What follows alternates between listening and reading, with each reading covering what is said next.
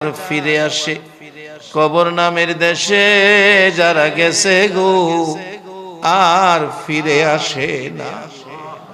মউত কবে জানি আমাদের কার নামে কবরের ডাক পাঠাইয়া দাও।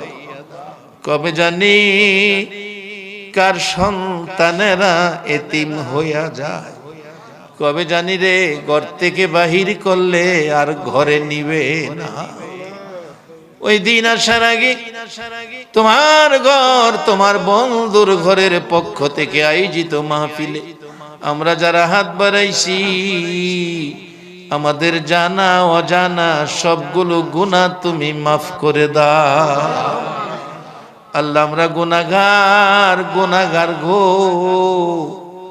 আমরা গুনাহ করেছি, আমরা তো জানি না কেমনে তোমারে ডাকলে ক্ষমা দিবা। শুনেছি